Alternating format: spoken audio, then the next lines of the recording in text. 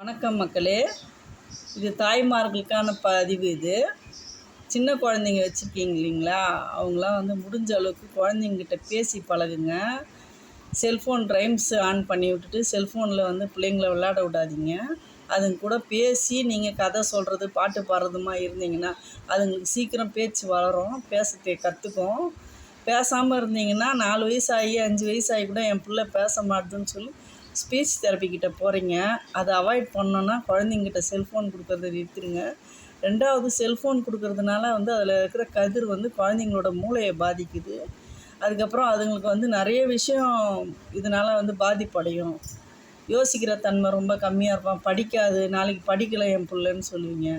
நம்ம இப்போ இது குழந்தையாக இருக்கும்போதே 1 வயசு குழந்தையிலேருந்தே நம்ம முடிஞ்ச அளவுக்கு குழந்தைங்கக்கிட்ட நிறைய டைம் ஒதுக்குவோம். அதுங்களை நல்லா ஆரோக்கியமாக பேணி காத்து வளர்ப்போம். நன்றி.